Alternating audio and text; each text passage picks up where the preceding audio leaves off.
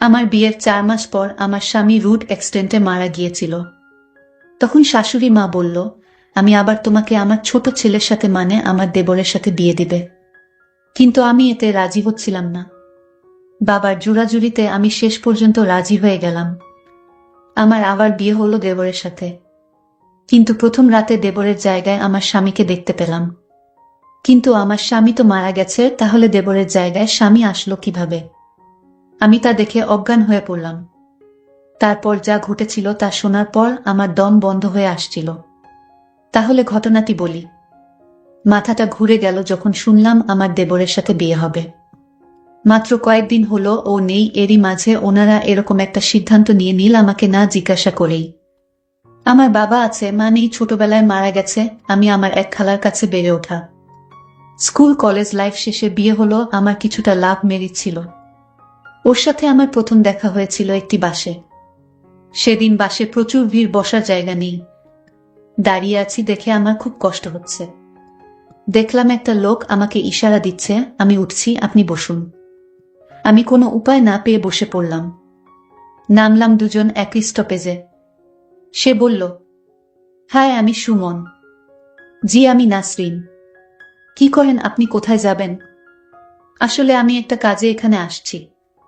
আপনি কি করেন? আমি, ওই যে আমার অফিস। ওকে, চলি। সেদিনের পর আর দেখা টেখা হয়নি আমাদের। কিছুদিন পর আমাকে দেখতে আসলো। সুমনের নাকি নাকি সেদিনই আমাকে ভালো লেগেছিল। তারপর খোঁজ খবর নিয়ে সোজা বিয়ের প্রস্তাব। খালা খালু ও আমার বাবা রাজি হয়ে গেল। বিয়েটা বেশি ধুমধাম ভাবে হয়নি, হালকা অনুষ্ঠান করেই হয়েছে। আমি বসে আছি। সুমন আসলো আমার ঘরে। তারপর একটি স্বর্ণের চেইন আমার গলায় পরিয়ে দিল। আমাকে বারান্দায় নিয়ে গেল, বলল, দেখো কি সুন্দর চাঁদনি রাত, আজ সারা রাত আমরা গল্প করব। আমি বললাম, আমার খুব টায়ার্ড লাগছে, আমি ঘুমাবো। না, সে কি করে হয় তুমি জানো না। আজ আমাদের একটি শ্রেষ্ঠ রাত। অনেক কষ্ট করে ঘুমটাকে আটকে রাখলাম। অনেক কথা শেষ করে ঘুমাতে আসলাম। ও আমাকে বলল, যাও শুয়ে পড়ো। অনেক আনন্দ খুশির মাঝখানে চলছিল আমাদের সংসার। কিন্তু অভাগীর কপালে কি সুখ সয়। একটা জ্বর আসলো, আর উঠে দাঁড়াতে পারল না। মাকে ডেকে এনে বলল, মা, নাসরিনকে আগলে রাখবেন। ওকে নিজের মেয়ের মতো ভালোবাসা দিবেন, ওর এই পৃথিবীতে বাবা ছাড়া কেউ নেই। সেদিন রাতেই আমার সুমন চলে গেল আমাকে ছেড়ে। কি করে ওকে ভুলে থাকবো জানি না। আমার স্বামী হঠাৎ একটা রোড অ্যাক্সিডেন্টে মারা যায়। আমি বিধবা হয়ে গেলাম। আর আজ শাশুড়ি মা বলছে তার ছোট ছেলে বউ করে রাখবে। আমি কাউকে বিয়ে করার জন্য প্রস্তুত নই এখন। আরও আমার দেবর ওমর আমাকে দেখিইনি, আর আমিও না, কারণ সে বাহিরে থাকে। ভাইয়ার মৃত্যুর সংবাদ শুনে ছুটি করিয়ে দেশে আসবে শুনলাম। আজ সকাল 10টার ফ্লাইটে ওমর ঢাকা এসে পৌঁছেছে। বাহিরে থাকায় আমার দেবর ওমরকে আমি কোনোদিন দেখিনি। আমি বললাম, শাশুড়ি মা, আমি এ বিয়ে করতে পারবো না। কেননা আমারও একটা লাইফ আছে, সবকিছু তুমি ডিসাইড করতে পারো না। এখন বড় হয়েছি, আমি কিছু বুঝি। এর মধ্যে আমার শরীরটা খুব দুর্বল ভাব লাগছে।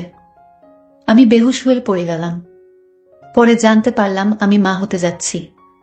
খুশি লাগতেছে। এর মধ্যে আমার শরীরটা খুব দুর্বল ভাব লাগছে। আমি বেহুশ হয়ে পড়ে গেলাম। পরে জানতে পারলাম আমি মা হতে যাচ্ছি। খুশি লাগতেছে। সুমন, তোমার স্মৃতি আসছে তোমার বাড়িতে। কিন্তু তোমার মা চাচ্ছেন তোমার ছোট ভাইয়ের সাথে আমার বিয়ে হোক, কারণ তুমি মারা গিয়েছ। আর তাই তোমার বাড়িতে আমাকে চিরদিনের জন্য রেখে দিতে চাই তোমার মা। কিন্তু আমি এ বিয়ে কিছুতেই করতে পারবো না। আমি আমার স্বামীর স্মৃতি ধরে আমি আমার সারাটা জীবন কাটিয়ে দিব। শাশুড়ি মা বলল, বাবাও বলল, এবার রাজি হয়ে যা। না মা, আমি কিছুতেই রাজি হব না। আমি আর অন্য কাউকে আমি চাই না আমার জীবনে। কিন্তু আমার বাবা আমার সাথে খুব জোরাজুরি করছিল। আমায় বলল, সুমনের ছোট ভাই অমর তো ভালো ছেলে, বিদেশ থেকে এসেছে। তার ভাইয়ের সন্তানের দিকে তাকিয়ে হলেই রাজি হয়ে যা মা। তোর জীবনটা নষ্ট হতে আমি দিব না। আমি আমার বাবার কথা কিছুতেই ফেলতে পারিনি। আমি আবারও বিয়ের পাড়াতে বসলাম। কপাল মন্দ হলে যা হয় আর কি। তো আবারও সেই বাসর, কিন্তু আজ আমার মনে কোনো শান্তি নেই। আমি বাসর ঘরে অপেক্ষা করছি। হঠাৎ ওমর আসলো ঘরে, কিন্তু ওমরকে দেখে আমি অজ্ঞান হয়ে পড়ি। আমি কি দেখছি? এত আমার স্বামী, যে কিছুদিন আগে রোড অ্যাক্সিডেন্টে মারা গিয়েছিল, সে আবার কিভাবে জীবিত হয়ে ঘরে ঢুকলো? আমি তো দেখে অবাক। আমি চিৎকার দিলাম। আমি আবার অজ্ঞান হয়ে গেলাম। আমাকে দ্রুত হাসপাতালে নেওয়া হলো। আমার পাশে ওমর দাঁড়িয়েছিল। 2 দিন পর আমার জ্ঞান ফিরল। আমি আমার বাবার বাড়ি গেলাম কিছুদিনের জন্য। বাবাকে বললাম, বাবা, বাসর রাতে আমার স্বামীকে আমি দেখতে পেলাম আমার দেবরের বদলে। এটা কি করে সম্ভব বাবা? কিছুক্ষণ পর আমাদের বাড়িতে একটা গাড়ি আসলো এবং গাড়ি থেকে ওমর, আমার শ্বশুর শাশুড়ি নামলো। আমি দেখে খুব ভয় পাচ্ছিলাম। আমার শাশুড়ি মা বলল, আরে বৌমা, তুমি এত ভয় পাচ্ছ কেন? আসলে ভুলটা আমারই হয়েছে। আমি যদি আগে বলতাম যে আমার 2টি যমজ সন্তান রয়েছে, আর তোমার স্বামী সুমন দেখতে যেমন ঠিক ওমর মানে তোমার দেবর দেখতে সেই, দুজনকে উদল বদল করলেও ধরতে পারবে না এটা সুমন নাকি ওমর। পরে আমি জানতে পারি তারা যমজ ভাই ছিল। তাই বাসর ঘরে আমি তাকে দেখে ভয় পেয়েছিলাম। আমার কিছুতেই বিশ্বাস হচ্ছে না আমার স্বামী সুমনকে ওমর বলে চালিয়ে দেওয়া যাবে। পরে আমি ওমরের সাথে আবার সুর বাড়ি ফিরলাম। তারপর দিন ওমরকে খুব রাগী রাগী দেখলাম। আমাকে প্রচণ্ড জোরে ধাক্কা মেরে ফেলে দেয় মাটিতে। প্রচণ্ড মাথায় ব্যথা পেলাম। আমাকে অনেকগুলো চড় দিল। আমি বুঝতে পারছি না সে আমাকে এভাবে অত্যাচার করলো কেন। আমি কি দোষ করেছি? আমি কোনো কিছু আন্দাজ করতে পারছিলাম না কেন ও এমন করছে। তাহলে বিয়েটা করলো কেন? আমি কিছুই বুঝলাম না ওমর আমাকে এত আঘাত করছে কেন। অনেক কান্না পেল যে আমার জীবনটাই মনে হয় অভিশপ্ত। কোনো সুখ আমার কপালে নেই। এদিকে মাথা খুব ব্যথা করছে। অনেক সময় পর আমার ঘুম আসল। সকালে ঘুম থেকে উঠে দেখি ওমর আমার পাশেই ঘুমিয়ে আছে। ঘুমন্ত অবস্থায় ওকে নিষ্পাপ মনে হচ্ছে। মনে হচ্ছে যেন এই আমার সেই সুমন। এক চেহারা, একরকম সবকিছু, কিন্তু মনটা বোধহয় এক না। আর হবেই বা কেন? একটা বিবাহিত মেয়েকে কি একটা অবিবাহিত ছেলে বিয়ে করতে চায়? ওর উপরে আমাকে চাপিয়ে দেওয়া হয়েছে। ও হয়তো আমাকে পছন্দই করে না। সকালে নাস্তার টেবিলে খুব ভালো ব্যবহার করলো, হয়তো মা আছে তাই। আমিও মাকে কষ্ট দিতে চাই না, কারণ সে কয়েকদিন আগে তার এক ছেলেকে হারিয়েছে। মা বলল, ওমর বাবা নাসরিনকে নিয়ে ঘুরে আয়। আজ নয় মা, কাল নিয়ে যাব। আমি রুমে আসলাম কিছুক্ষণ পর। ওমর আসল আমাকে বলল, এই মাকে কিছু বলেছিস? না, আমি কিছুই বলি নাই। হ্যাঁ, কিছুই বলবি না?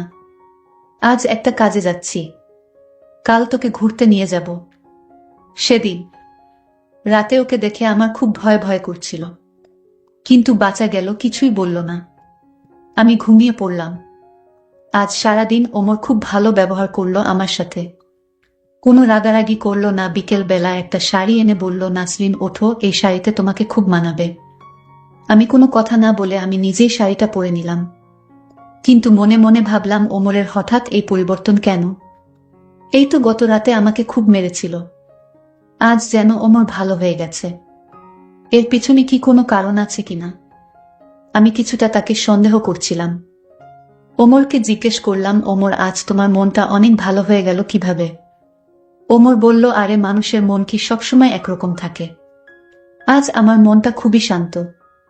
আমি আর কিছু বললাম না। ঘুরতে চলে গেলাম একটা সাগর পাড়ে। সাগর পাড়ের ঠান্ডা হাওয়া আমাকে মুগ্ধ করে দিচ্ছে, মনে করিয়ে দিচ্ছে আমার স্বামী সুমনের কথা। ও আমাকে নিয়ে মাঝে মাঝে এখানে আসতো। এর মধ্যে ওমর ফুচকা নিয়ে আসলো। অনেক পছন্দ ফুচকা আমার, খেলাম ও অনেক। এরপর সন্ধ্যায় আমরা বাড়ি ফিরে আসলাম। রাতে ঘুমের মধ্যে শুরু হলো পেট ব্যথা। আমি মনে করলাম অনেক ফুচকা খেয়েছি, তাই এরকম হচ্ছে। ওয়াশরুমে গিয়ে দেখলাম আমার অবস্থা খারাপ।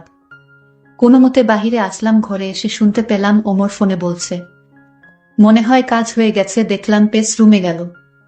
আপনার কথা মতো আমি ফুচকার সাথে মিশিয়ে দিচ্ছি। আমি কথাগুলো শুনে ওর কাছে গেলাম, ফোনটা কেড়ে নিয়ে শুনলাম, ওষুধ যখন কাজ করেছে তাহলে আমার টাকাগুলো দিয়ে যেও। আমার সাথে ষড়যন্ত্র করেছে। আমি ফোনটা ফেলে দিয়ে ওর কলার ধরে বললাম, কেন এমন করলি তুই? আমাকে পছন্দ না হলে বলে দিতি, আমি চলে যেতাম, তোর সামনে আসতাম না। তুই আমার স্বামীর শেষ স্মৃতি মানে তার সন্তানকে মারার জন্য আমাকে ফুচকার সাথে কি খাওয়ালি? তোর ভাইয়ের শেষ সম্বলটা শেষ করে দিলি, তুই কি মানুষ? এটা তোর ভাইয়ের শেষ স্মৃতি ছিল, আর ওকে তুই মেরে ফেললি। ও আমাকে বলল, ভাই, ওকে আমি ভাই না শত্রু মনে করতাম। ছোটবেলা থেকে সুমন পড়াশোনায় ভালো, শূন্যের নাকি জ্ঞান বুদ্ধি বেশি ওমরের চেয়ে। প্রশংসা শুনতে শুনতে আমি কাহিল হয়ে পড়েছিলাম। ও এই দেশেই বাবা মার কাছে রইল, আর আমাকে বিদেশে পাঠিয়ে দিল কষ্ট করে টাকা উপার্জন করার জন্য। যাও, ওর মৃত্যুর সংবাদ পেয়ে খুশি হয়ে ছুটে আসলাম। তার বউকে আমার বিয়ে করতে হবে, তাও আবার তারই সন্তানকে লালন পালন করতে হবে। আমি তার বউকে মেনে নিতে পারি, কিন্তু তার সন্তানকে নয়। আর তাই আমি ভাইয়ের সন্তানকে মেরে ফেলেছি, বুঝলে? আমি ওর কথা শুনে ধীরে ধীরে মাথা ঘুরে পড়ে যেতে লাগলাম। আমি বেহুশ হয়ে পড়ে রইলাম। শাশুড়ি আম্মা দৌড়ে এসে আমাকে হাসপাতাল নিয়ে গেল। আমার বাবাকে ফোন করে আনলো। আমার বাবাকে আমার শাশুড়ি মা অপমান করতে শুরু করলো। বলল যে আপনার মেয়ের মাথায় কোনো সমস্যা আছে, নইলে কিছুদিন পর পর এরকম বেহুশ হয়ে যায় কেন? আপনার মেয়েকে ভালো ডাক্তার দেখান। আমার এক ছেলেকে হারিয়েছি, আমি আর আমার শেষ সম্বল ওমরকে হারাতে পারবো না। আপনি দয়া করে আপনার মেয়েকে আপনার বাড়িতে নিয়ে যান। আমার জ্ঞান ফিরার সাথে সাথে আমার বাবা আমাকে সব কথা বলল। আমি বাবাকে বললাম, বাবা, ওমর মানুষ নামের অমানুষ। আমি কান্না গলায় বললাম, সে তার ভাইয়ের স্মৃতিকে নষ্ট করে ফেলেছে বাবা, ফুচকার সাথে ওষুধ মিশিয়ে। আমি তা বুঝতে পারিনি বাবা। আমি যাকে নিয়ে স্বপ্ন দেখতাম তাকে মেরে ফেলেছে বাবা। শাশুড়ি মা আমার কথাগুলো শুনে নিশ্চুপ হয়ে রইল। আমার শাশুড়ি মায়ের মুখ দিয়ে কোনো কথাই বের হচ্ছে না। আমার শাশুড়ি মা বুঝতে পারল তার ছেলের দোষে তার ভাইয়ের শেষ স্মৃতি মানে তার সন্তানকে মেরে ফেলেছে, ফুচকার সাথে কি জানি মিশিয়ে দিয়ে। আমার কোনো দোষ নেই। হঠাৎ চোখ মেলে দেখি মা আমার পাশেই আছে, বলছে, মা কাঁদিস না, যে যাওয়ার সে তো চলেই যাবে। আমাকে ইশারা দিল ওমর কিছুই যাতে না বলি। কিছুদিন পর আমি সুস্থ হলাম, মাকে বলতে যাব। তখনই ওমর এসে বলল, এই তুমি এখানে কেন? পুরোপুরি সুস্থ হওয়ার আগেই বিছানা ছেড়ে উঠতে গেলে কেন? ও আমাকে রুমে নিয়ে বলল, মাকে কিছুতেই এ কথা বলো না। আমি মাকে আর কি বলবো? মা যা জানার জেনে গেছে, কারণ আমি বলতে বাধ্য হয়েছি। তোমার মা আমার বাবাকে দোষ দিচ্ছিল, বলছিল আমার নাকি মাথায় সমস্যা, আর তাই আমি সব সত্য কথা বলে দেই। এই কথা বলতেই ওমর আমার সাথে অদ্ভুত আচরণ করতে লাগল, কারণ আমি চাই ওকে শিক্ষা দিতে। প্রায় 6 মাস পর ওমর ঘুম থেকে উঠে নাসরিন নাসরিন করছে। সারা বাড়িতে নাসরিন নেই। টেবিলের উপর একটা চিঠি ওমর পড়তে লাগল। প্রিয় ওমর, আশা করি আমাকে আর খোঁজাখুঁজি করবে না। আমি এই দিনটার আশায় ছিলাম, আর আজকের আশায় আমি তোমার শত অত্যাচার সহ্য করেছি। তুমি যেমন আমার কাছ থেকে আমার সুমনের শেষ চিহ্ন কেড়ে নিয়েছ, ঠিক তেমনি আমিও তোমার কাছ থেকে তোমার সন্তান কেড়ে নিয়েছি। হ্যাঁ, আমি মা হতে যাচ্ছি, যাকে তুমি পাওয়ার আগেই হারিয়ে ফেললে। আর মাকেও আমার সাথে নিয়ে যাচ্ছি। তুমি থাকো তোমার রাজ্যে, আমি আমার সন্তানের খুনির সাথে এক ছাদের নিচে থাকতে পারবো না, কারণ আমি তোমাকে অনেক ঘৃণা করি, অনেক। ইতি নাসরিন। নাসরিন মাকে নিয়ে খুব দূরে একটা এলাকায় এসে বসবাস করতে লাগল। 6 মাস পর নাসরিনের কোল জুড়ে একটা ছেলে জন্ম নেয়। ছেলেটির নাম রাখে ইমন। সুমন বলেছিল আমাদের ছেলে হলে এই নামটি রাখবো, তাই নাসরিন এই নামটিই রাখল। আজ ইমনের 4 বছর। ইমন বলল, আম্মু, আমার বাবা কই? নাসরিন শূন্যের নাকি ছবিটা দেখিয়ে বলল, এই তোমার বাবা মরে গেছে, আমাদের ছেড়ে চলে গেছেন। ইমনকে জড়িয়ে ধরে অনেক কাঁদল, আর মনে মনে বলল, দেখ ওমর, তুই বেঁচে থেকেও তোর সন্তানের কাছে মৃত, আর আমার সুমন চিরদিন আমার কাছে জীবিত। তবে তোর ছেলেও তোকে ঘৃণা করেই বড় হবে, আর এটাই তোর শাস্তি। আমার সন্তান বড় হলে আমি কোনোদিন তোর পরিচয় দিব না। আমি আমার ছেলেকে বলবো, তোমার বাবা তুমি জন্মের আগেই মরে গিয়েছে। আমি তোর সন্তানকে দিয়ে তোরে কষ্ট দিব। বন্ধুরা, আজকের গল্পটি তোমাদের কাছে কেমন লাগলো তা অবশ্যই কমেন্ট করে জানাবেন। আর আপনাদের যদি কোনো গল্প থাকে তাহলে আমাকে কমেন্ট করে জানাতে পারেন। আপনার গল্প আমি শেয়ার করার চেষ্টা করব।